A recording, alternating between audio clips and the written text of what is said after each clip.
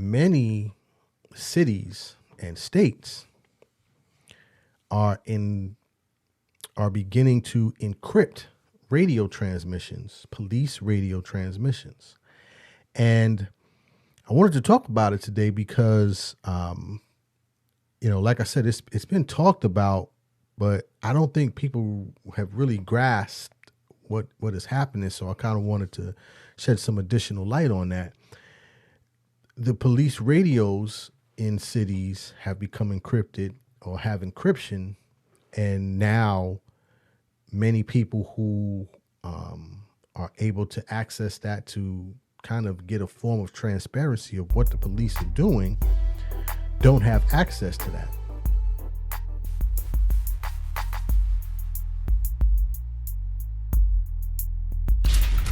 The People's Voice.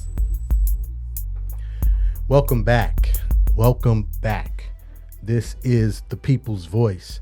I am Trey Evans, and I am The People's Voice. Thank you again for checking out the podcast this week. As always, it's greatly appreciated. As always, we thank everyone who's taken time out to listen to the podcast today. We do understand that you can be utilizing your time to do something else, so we do appreciate you spending your time equity with us. As always, if this information is valuable and you feel like it has enlightened you, we do ask that you subscribe to the podcast. That way you'll be notified when each episode is released. We put out new episodes each and every Friday on all podcast platforms. And then we also put out a new video on YouTube every Wednesday. But as always, we thank you and welcome to the People's Voice podcast. Today, I want to talk about a change that is occurring in policing across the country, and there's been information about it, right? There definitely been stories about it, but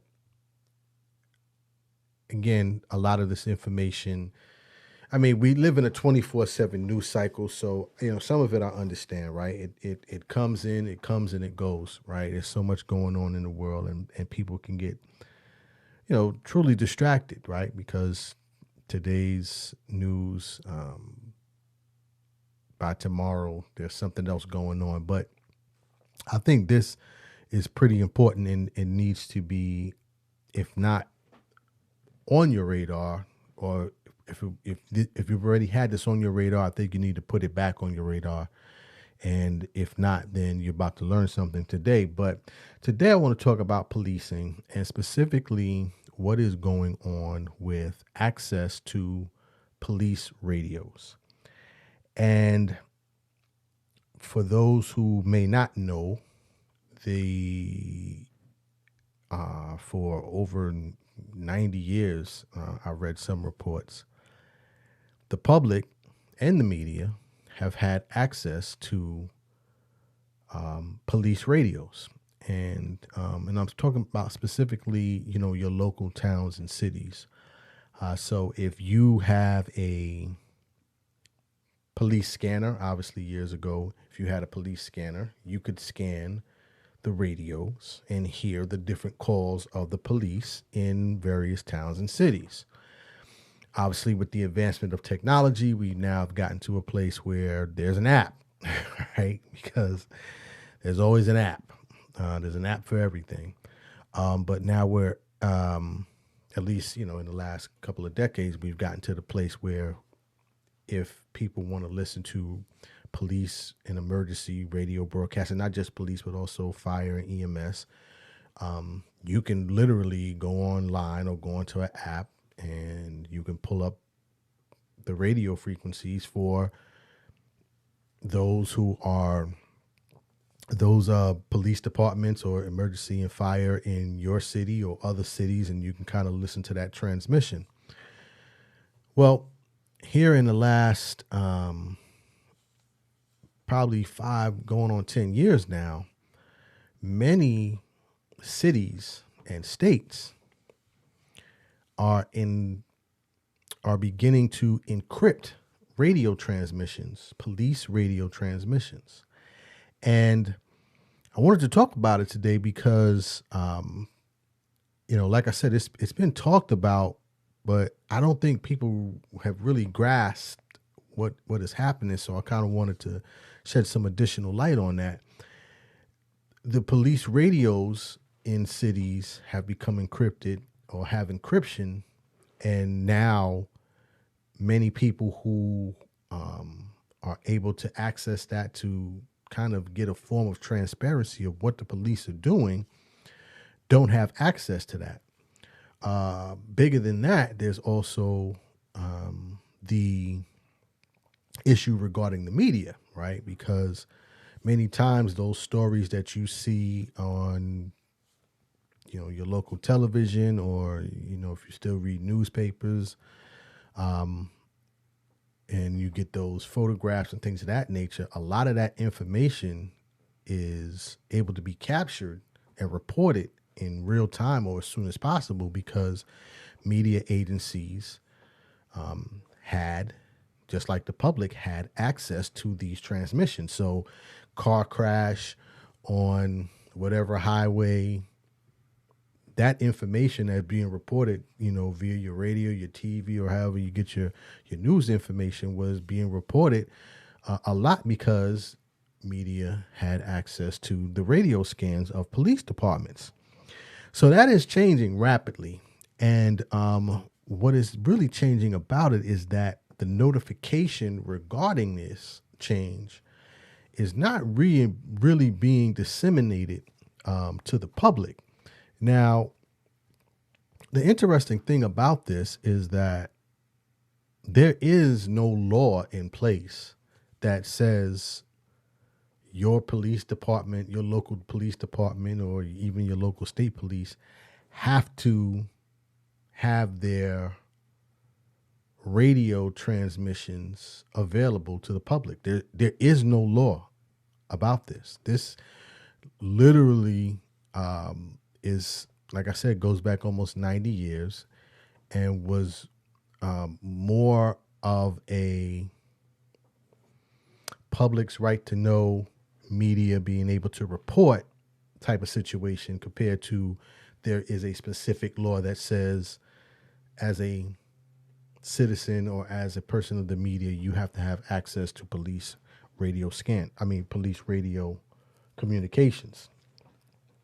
So I wanted to talk about that today, and kind of give the pros and the cons, the arguments around it, and obviously inject some of my own personal thoughts around it. I think I'll start in Chicago. So Chicago, and there's over 35, I think 34 states and numerous cities that have already started to encrypt their radio communications. But in Chicago, I was reading a report or listening to a newscast from Chicago, and they were talking about this because Chicago has begun blocking transmissions to their radios, to their police radios. And, there's been a lot of discussion about it because each jurisdiction is kind of handling it in a different way. But in Chicago, what they do, they've encrypted it. So now the public can't hear the police transmissions of Chicago PD. But what they've decided to do is to put or report that information on a 30-minute delay.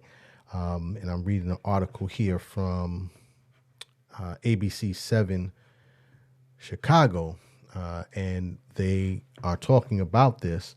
And in that report, they say that the city only provides access to encrypted channels on a 30-minute delay. So literally, you can still hear what's going on in Chicago, but it's on a 30-minute delay. And again, these are for people that have police scanners, and also if you have the app. And a lot of times, these police departments don't even broadcast to some of these apps as well. But let me play this piece from Chicago I believe this is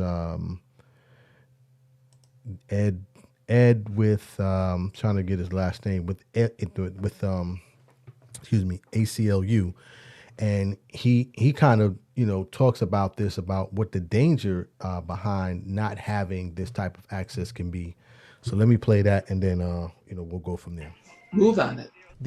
The idea that you can put up some sort of device to shield what that activity is, and especially to take it away after it's been publicly available, I think really is problematic. Ed Yonka with the ACLU of Illinois says the city's plan to only provide access to the newly encrypted channels on a 30-minute delay doesn't solve the problem. 30 minutes can be a long time at a crime scene.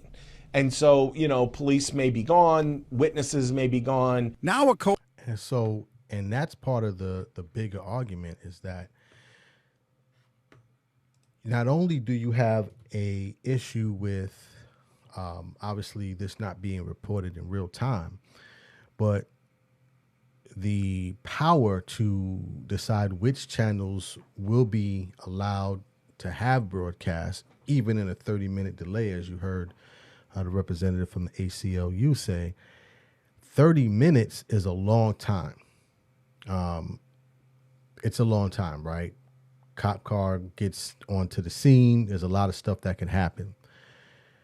The concern from a public standpoint is the possibility, or the capability, if you will, of information not being reported accurately, right? Because what then ends up happening is that you now have to rely on the police departments across the country to basically tell the public, especially those who are not on scene, what actually has happened in the case.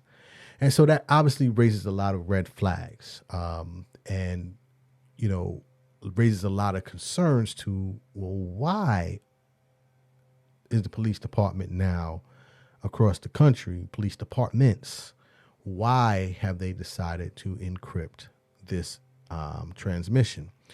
Well, a lot of it has to do with just the systems themselves, right? So the systems, the radio systems that a lot of police departments are utilizing are 40, 50 years old. I mean, they're truly outdated. So there is a mandate in place to upgrade technology across the board, right? Which I think we can all agree is something that needs to be done.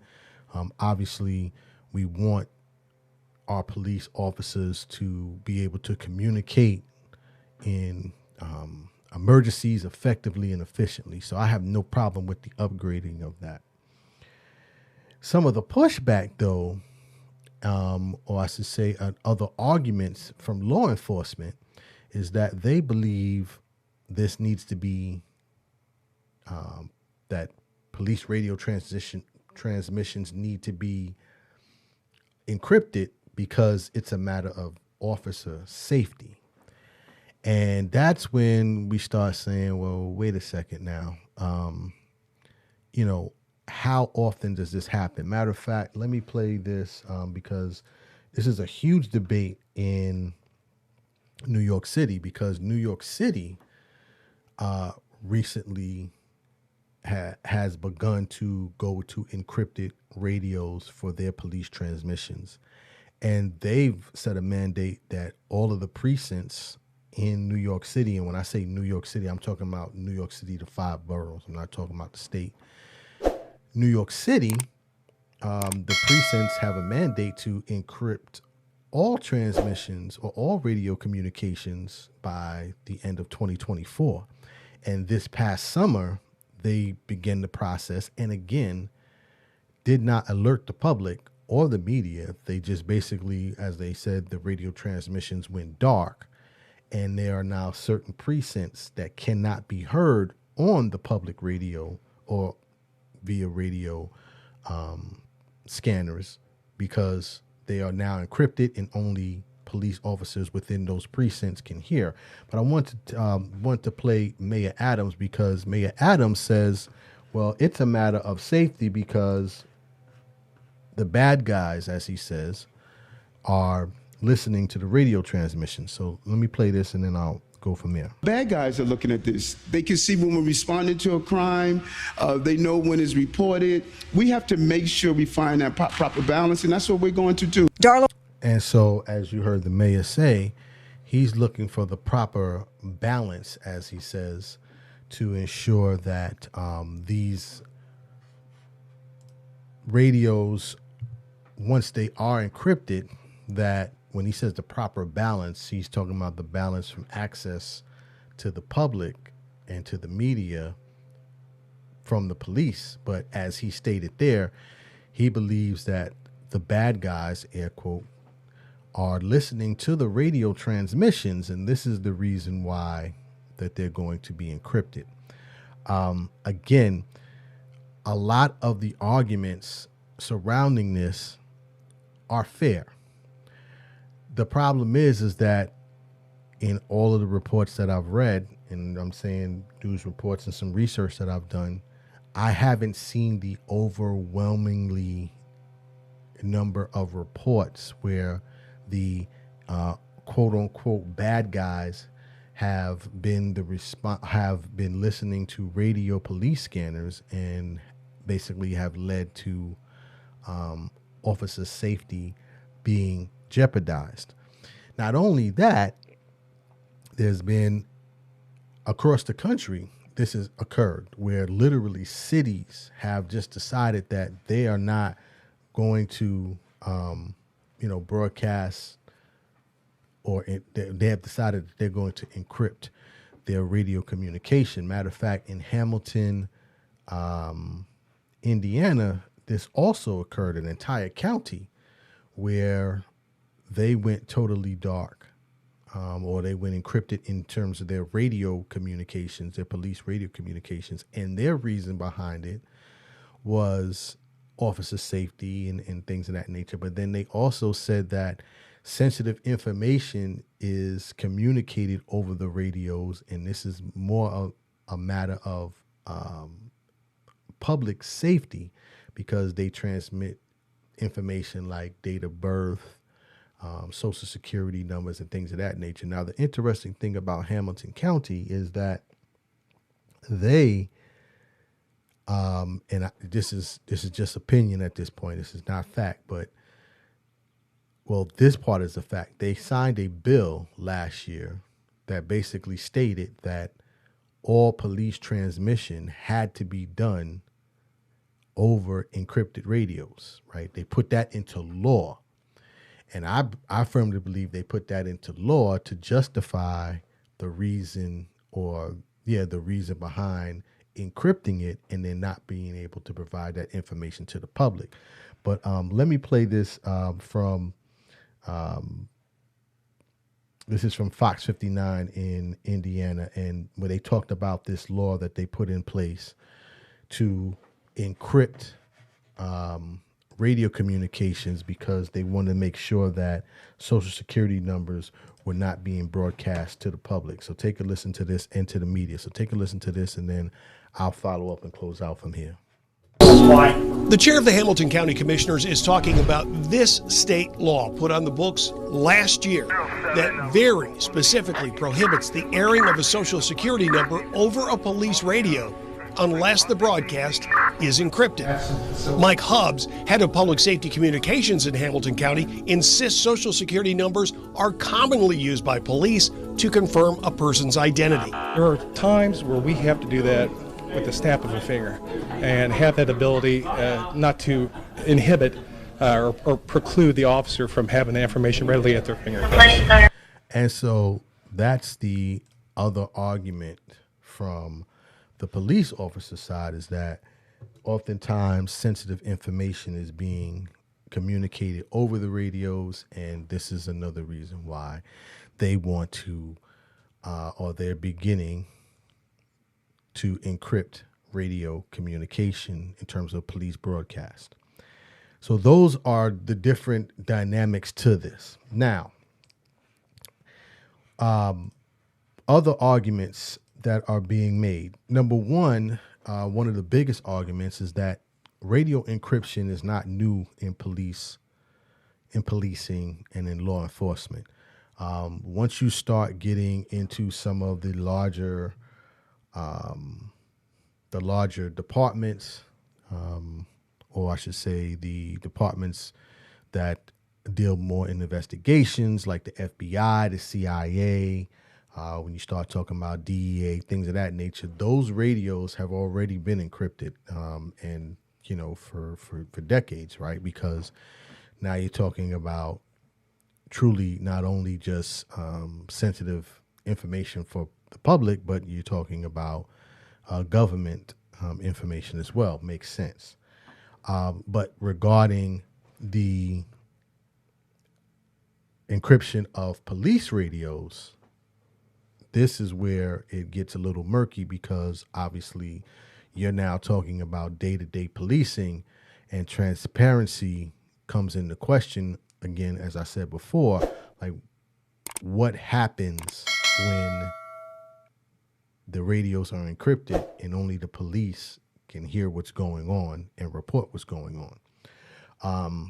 As I said earlier, this is not new, and this is rolling out rapidly. I'm reading from zipscanners.com.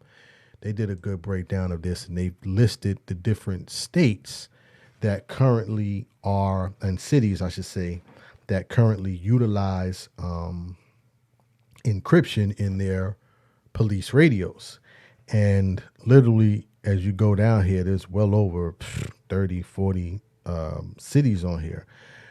Many of these cities, I was kind of blown away. New Orleans, 90% of their police department already uses encryption. Looking at some other higher numbers, Nashville, 90%. Oklahoma is at, 60%. Washington, D.C. is at 70%. And Denver, Colorado, 100% encryption regarding their broadcast. So that's a pretty high number. And again, this is rolling out.